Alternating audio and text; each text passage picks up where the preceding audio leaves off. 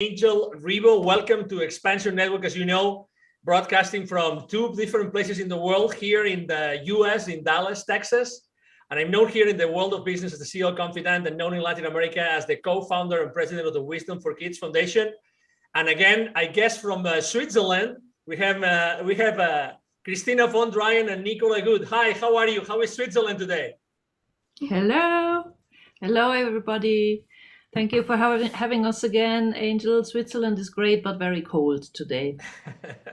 All right. So yeah, actually, Texas is also getting a little bit, nothing compared to Switzerland, but a little bit cold as well. But here we are today, and as we were talking earlier with Christina and with Nicola, what could we talk about that maybe we haven't talked enough? And this week, for some reason, actually, many people have reached out to me, have been asking me questions about, Jesus Christ. And we talk about, we have been talking in our interviews about many different, let's say, important, figures and throughout the history of humankind, right? And Christina has obviously have access to a lot of, knowledge and wisdom. So have you ever thought, Christina, who was Jesus? Who was Jesus Christ according to your experience? Ich glaube, du musst das nur übersetzen für die andere. Du hast recht. Also Angel möchte von Christina wissen, wer aus ihrer Sicht Jesus Christus war. Also für mich war das halt jemand, der das Christusbewusstsein verkörpert hat. Und das ist ja nur ein anderer Name für die bedingungslose Liebe.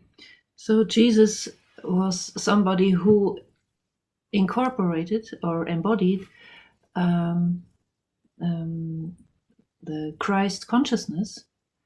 And Christ consciousness, Christina says, is only a different name for unconditional love. Und jeder von uns kann das verkörpern. And each of us is able to embody this. Das ist ja ein Bewusstsein und das kann theoretisch jeder von uns.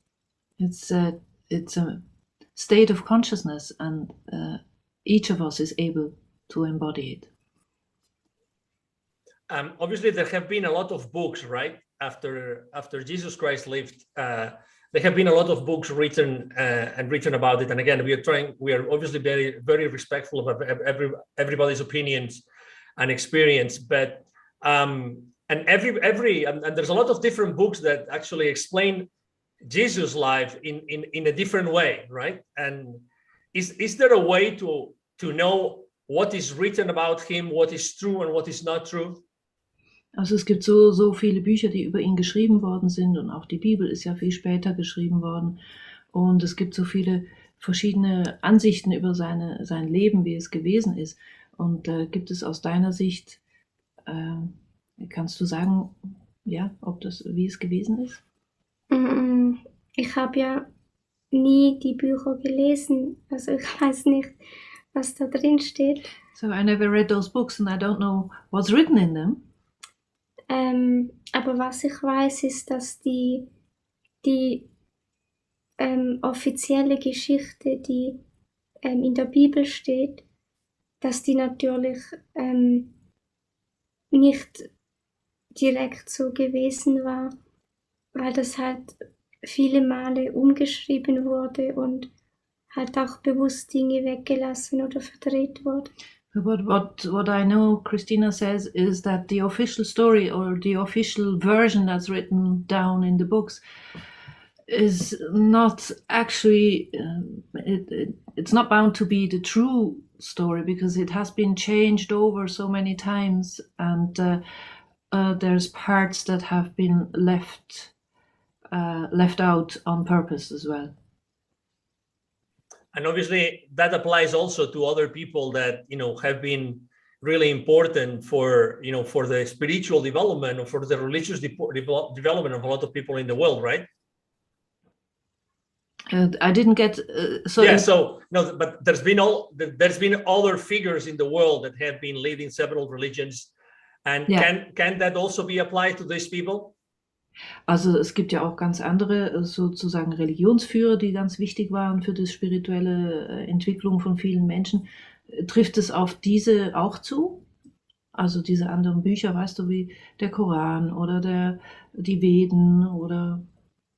Ich kenne die weniger, ich weiß nicht, was da drin ist. Christina is not the person to have read all these things. She's not somebody who's studying books. So she says she doesn't know enough about the actual books. But, aber immer wenn eine Geschichte aufgeschrieben wird, Jahre nachdem jemand gestorben ist natürlich auch immer das Subjektiv. Yeah. So she agrees with me that every time a book is written about somebody years after the person has gone, there's a subjective way of seeing it from the person that's writing down the story. So. Aber was schon ist, dass es ja auch schon früher immer Menschen gab, die andere an ihr Licht erinnert haben.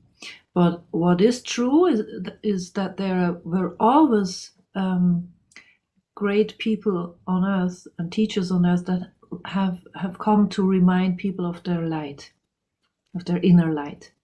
Egal, ob wir diese Menschen jetzt so kennen oder nicht, aber es gab die schon immer.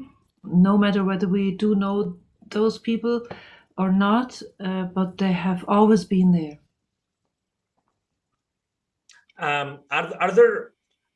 How can we know if someone is a real, genuine source of light or not?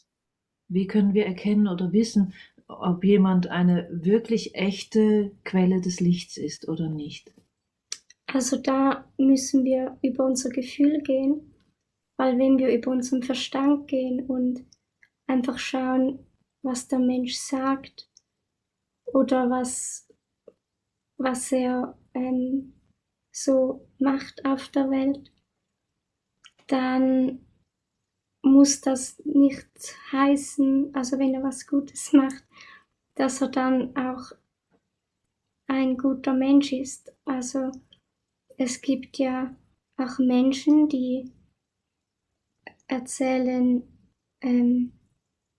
also wenn man denen zuhört, dann denkt man, ja, die erzählen was sie macht und dann würde man denken, das sind lichtvolle Menschen, aber das muss es eben nicht sein, weil es halt ja auch da viel Täuschung und Schauspieler gibt, wie halt überall in unserer Gesellschaft, in allen Bereichen. Okay.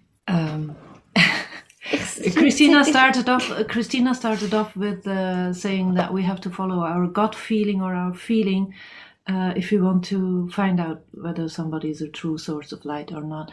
And it's not really possible via the intellectual understanding of all the words somebody is saying, because somebody sometimes or many times someone is saying beautiful words but if a person is talking beautiful words, it's not for sure that this person is a truly good person. And all this to say that we are continuously confronted with different sources of information, right? And I think it's important for everybody to be able to differentiate. Ja, also wir sind ja von ganz vielen Quellen, Informationsquellen, bekommen wir Informationen und es ist nicht immer einfach, das zu unterscheiden. I actually forgot to translate one important part, the last part from Christina before. She said there's so much deception also, especially nowadays with all these all the people that are talking beautiful words. There's a lot of deception too. So wir sind umgeben, there's a lot of information we're getting, wir sind umgeben von viel Information. Magst du da? How can we differentiate Wie können wir das differenzieren? the one that we should allow to feed our being? Wie können wir das eine oder die Information herausfiltern, mit denen wir uns quasi füttern sollten? Ja, also man kann das wirklich nur über sein Gefühl machen, über seine Intuition. It's only about the intuition we can do it. Weil es gibt ja wirklich viele Menschen, die auch über ganz verschiedene Themen was sagen, und da gibt es dann lauter unterschiedliche Informationen. Because there are so many people that are talking about different topics, and then there is so many different informations. Und da gibt es natürlich die Menschen, die bewusst die Menschen auch in die Irre führen oder gewisse Dinge verschweigen. Und dann gibt es andere, die wissen es einfach nicht besser. And then there is conscious deception, or people that are consciously, how do you say that, not talking about things or leaving things away. Und was war der letzte Satz? Dass es auch Leute gibt, die einfach gewisse Dinge nicht mitteilen können, weil sie es gar nicht wissen. Yeah, and there's a lot of persons that can't talk about certain things just because they have no access to those topics and they don't know about it. Do you think that right now what's happening in the world, is it that we are going to be reborn again? Are we having some sort of birth again, all of us? Or is there some sort of extinction happening? Also, die Dinge, die jetzt gerade auf der Welt passieren, glaubst du, dass das zu einer Art Neugeburt von uns führt, von uns allen? Oder gibt es auch so das Gegenteil, also eine Art Auslöschung? Also, jetzt ist es ja so, dass es gibt Menschen, die mit den jetzigen Umständen noch mehr einschlafen und die noch tiefer ins Vergessen gehen und ja darin eingewickelt werden. So there's a lot of people that in the momentaneous circumstances they fall even deeper asleep and they're sort of getting eingewickelt. Wrapped into, more, like into a net. Yeah. Und dann gibt es andere Menschen, die halt gerade durch die Umstände, die wir haben, wo noch mehr aufwachen und wo sich ihr Bewusstsein noch mehr erhöht. Also es teilt sich es gibt so ganz grob gesagt, so diese beiden Dinge. And there's other people that are starting to wake up more and expand their consciousness. And roughly said, it's actually two sides going apart. Christina, how do you describe the reality that we are living in? Do you call it like a third dimension? How do you call the physical dimension, the physical realm? How do you call where we are right now living? Wie beschreibst du die Ebene, in der wir jetzt uns befinden? Die physische Ebene, nennst du das 3D-Ebene oder wie beschreibst du das? Ja, 3D-Ebene. 3D. 3D. If we all, as humankind, increase the time that we spend focusing on love and light, do you think that we could ascend to other dimensions? Also glaubst du, dass wenn wir Menschen mehr Zeit damit verbringen, uns auf Liebe und Licht zu fokussieren, dass wir dann aufsteigen in eine andere Dimension? Ja, also das gab es ja schon immer wieder, dass Menschen, die hier inkarniert sind, dass die aufgewacht sind und ihr Bewusstsein erhöht haben und dann aufgestiegen sind? Yes, this has happened over and over again, that certain individuals that have been living here have been really waking up and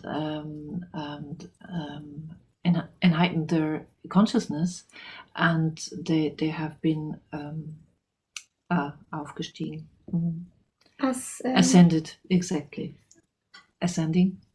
Aber das war bei denen so, dass sie in der Regel ihren physischen Körper verließen und dann ihre Seele aufgestiegen ist. But usually it had been in a way that they left their body behind and only their soul was ascending.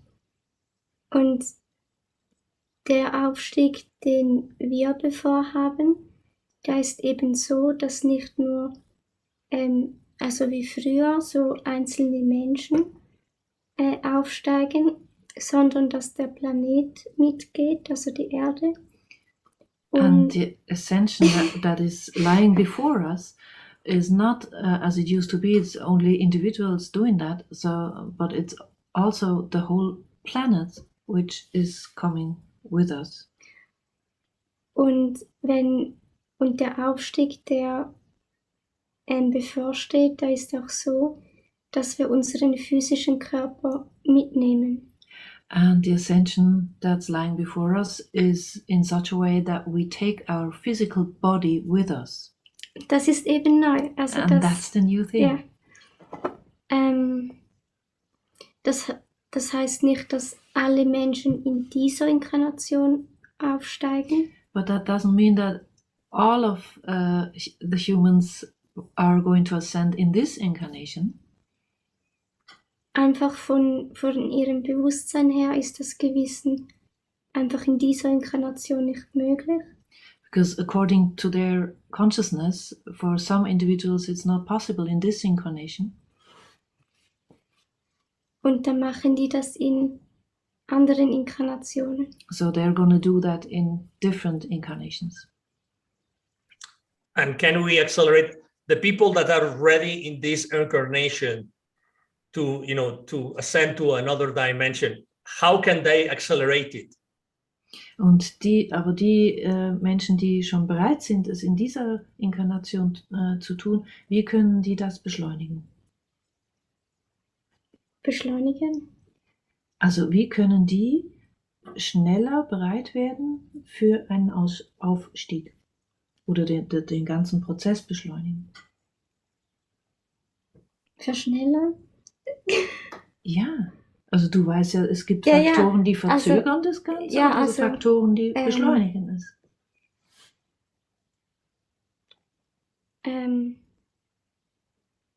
Also ich muss das so sagen, wenn es um die Reinigung hier auf der Erde geht, dann rede ich davon, dass es Dinge gibt, die das beschleunigen können oder verzögern. So I have to put it that way. If it's about the cleansing that has to happen on Earth, there is factors that can accelerate this or slow it down. Aber wenn es um den Aufstiegsprozess geht von der Erde und von den Menschen, die da mitgehen möchten, also ich finde verschnellern so ein seltsames Wort, weil das ist für mich irgendwie, ich sehe das nicht so als ein Wettrennen an, wo man dann... Okay, Christina says, but if we're talking about the humans that are involved in the whole process, she can't really relate to that word accelerating, because she says it's not a race. Das ist, also ich sehe das halt so, dass also Aufstieg, das hat ja einfach mit unserem Bewusstsein zu tun. Und unser Bewusstsein, dass das aufwacht, das ist ja ein Prozess. Und Aufwachen, also wenn Menschen von Aufwachen reden, dann meinen sie auch nicht immer das Gleiche, weil Aufwachen verschiedene Ebenen hat. So I see it that way, that the ascension is a matter of our consciousness, and the whole thing is process, and Now I lost track. Das ist ein Prozess. Und ja, was hast du dann dass gesagt? das Aufwachen verschiedene Ebenen hat und Waking up has different levels, and not for everybody the term waking up means the same. Also nicht für Ja. alle bedeutet es das Gleiche. mhm. Und trotzdem, ich glaube, Angel wollte darauf ansprechen, was können wir tun, um unser eigenes Erwachen oder unsere eigene Bewusstseinserweiterung zu beschleunigen. Das geht ja schneller. Also ich kann... Ja, also ich finde das wirklich kompliziert mit dem Beschleunigen. Yes, the word acceleration is really difficult for her. It's perfect. I obviously No word for Christina. I wasn't able to understand what Christina was saying, but obviously I realized that there was something that she was wondering, What right? was the point you were not understanding? Oh, no. When I asked the question and she said, I realized that something was different about the accelerating part Yes. of it. But it's a great place to be in, because that also allowed me to ask you something else, which is time, right? We are all stressed about time, and acceleration and time are very close together. So no, go ahead. Er sagt, er hat vorhin nicht ganz mitbekommen, was du sagen wolltest. Und er sagt aber jetzt, wenn wir jetzt über Beschleunigung sprechen, ist es ein guter Ort, um dich zu fragen nach dem Thema Zeit, weil wir ja als Menschen dauernd beschäftigt sind mit Geschwindigkeit und Beschleunigung und Zeit. Why do you think, Christina, that we are so stressed about the concept of time? Warum sind wir so gestresst mit dem Zeitkonzept? Also zum einen werden ja viele von uns erzogen, dass man einen Art Zeitplan hat und bis da muss das sein und man hat für das nur Zeit bis dann und dann. So on the one hand, we're all being educated with sort of a plan, a time plan, and you have to do this until then, and these things have to be finished by then. Und das andere ist halt, wenn wir was beschleunigen wollen, dann ist ja immer die Frage, was steht hinter diesem beschleunigen wollen. Also da ist ja was dahinter. Also nicht nur das beschleunigen wollen. And the other question is, if we want to accelerate something, there is always something behind this acceleration. And the question is, what is it? Da kann es auch darum gehen, dass wir ein mangelndes Vertrauen in was jetzt auch immer haben und darum mit diesem Beschleunigen auch was kontrollieren möchten, weil wir das Vertrauen nicht haben, dass alles rechtzeitig ist und im richtigen Moment, und weil uns das fehlt, müssen wir ja was tun, und das sieht dann bei uns so aus, dass wir halt irgendwie probieren, das selber zu kontrollieren, indem wir das dann wie beschleunigen wollen. So basically, Christina just said it's a matter of not trusting, actually, because if you're trusting that things are gonna come at the right time, we don't need to accelerate things. Trying to accelerate things is like trying to control things, because we're not trusting enough. Und mit dem Bewusstsein erhöhen, mit dem Aufstieg, wenn dann gefragt wird, ja beschleunigen, dann hat das für mich halt mit dem zu tun, dass, also ich sehe das halt so, dass all die Seelen, die sagen, ja, wir können das in dieser Inkarnation machen, das hat nichts damit zu tun, dass die irgendwie besser werden oder so. Es ist dann einfach vom Bewusstsein her so, geliebt werden die anderen genau gleich. So just let me translate. And so talking about the raising our frequency and raising our consciousness, it's the same. And if you're trying to accelerate this, it's actually what she was talking about before. And the main things she said now, if you're ready in this incarnation for an ascension, it doesn't have to. It's not. It shouldn't be about the feeling I'm better than others. And now she's smiling and saying, because the others are loved exactly the same as the ones that are ready in this incarnation already. Sorry, I don't know if you were going to say something, Christine. I didn't want to interrupt you. But I was going to ask you, so the concept of time, how do you, according to your experience, why does time exist? What is time for you, Christina? Was ist für dich Zeit, das Konzept der Zeit? Warum existiert das? Und kannst du darüber etwas sagen? Oh,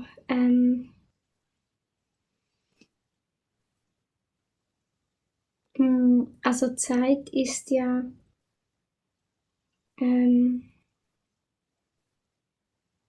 also Zeit hängt ja auch von unserem Bewusstsein ab. Time is dependent on our consciousness also. Je nachdem, in welchem Bewusstseinszustand wir sind und in welcher Ebene, ist Zeit anders. Depending on what level of consciousness we are, time is or feels different. Also wenn wir etwas tun und das macht uns Spaß, dann kann die Zeit ganz schnell vergehen. Und wenn wir dann etwas tun, etwas anderes, dann kann sie dort viel länger gehen. Also für uns fühlt sich das dann so an. So if you do something that we really like, the time is going past really fast. And if you're doing something else, it can be really slow. Und hier in der Dimension, in der wir hier leben, da haben wir immer das Gefühl, da gibt es dann die Vergangenheit und dann kommt die Gegenwart und da hinten ist dann die Zukunft. And here in this dimension we always have think, okay, here is the past and now is the present and behind there is the future. Und das ist halt in dieser Dimension hier so. But it's only in this dimension. Und das ist ja auch nicht unbedingt schlecht, so können wir uns auf das konzentrieren, was wir hier haben. But this is not bad, so we can concentrate on what we have here. Aber in anderen Dimensionen ist das eben halt nicht immer so, dass es diese Trennung gibt. Und But in other dimensions there is nothing such, or it's not always the case that there is a separation like this.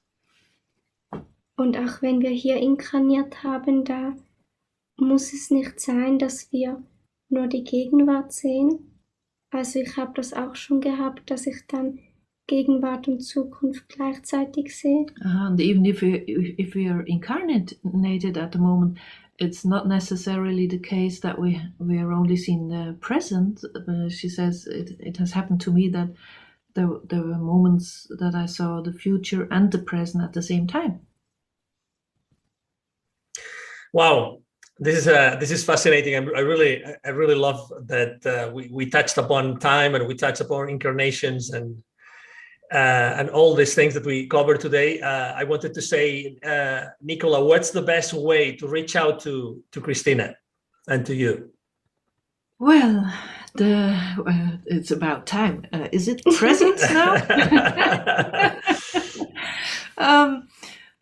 The best way to reach out to us is you can write us a mail on events@christinavondreien in one word .ch. And may I say something, because yesterday we just made a wonderful plan, and please save the date of the 21st of December. I know there's always a lot of things happening on that date, but we're gonna do a love stream special. The love streams are our webinars, and this time we're gonna do it with a couple of guests, and we're gonna call out for a huge meditation in the end. And Christina is gonna talk for an hour in the beginning, and that will be simultaneously translated for everybody who's speaking English. at the same time she's talking, and then we have a question part with other people. So it's going to be great. Just save the date. Okay, so the 21st of December, correct? Yeah.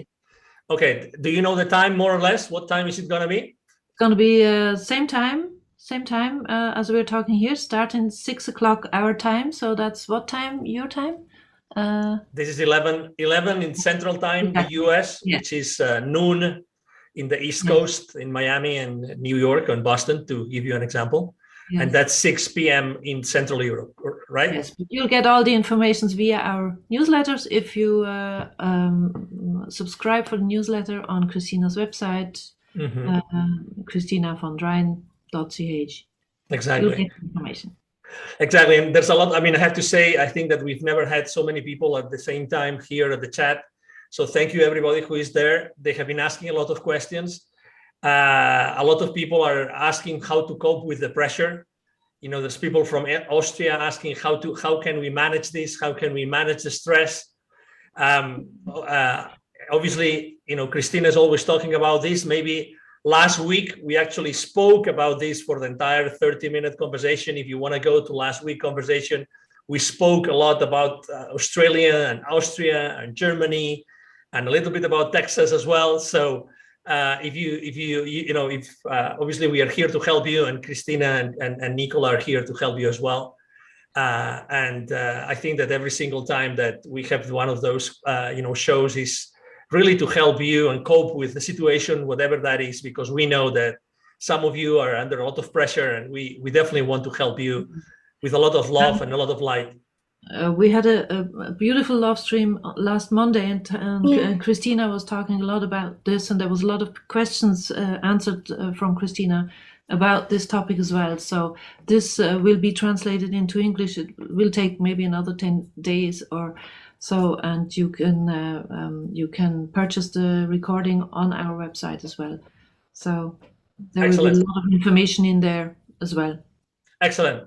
Well, it's been a pleasure to have you. Thank you so much, Nicola, and thank you so much, Christina. It's always Christina. a pleasure talking to you, Angel. Thank you. And thank you, Christina. Thank you. Absolutely. Thank you. Obviously, thank you for the effort, Nicola, because it's always difficult to be translating everything that Christina says.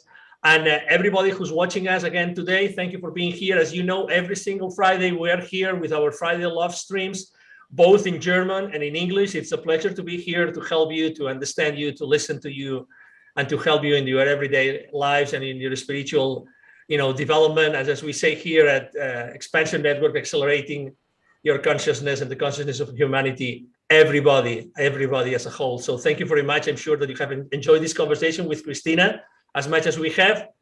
Thank you so much. And we hope that you have a good rest of your Friday and a great weekend. Okay. See you soon. Bye-bye. See you. Bye-bye. Thank you for watching. Bye. Bye.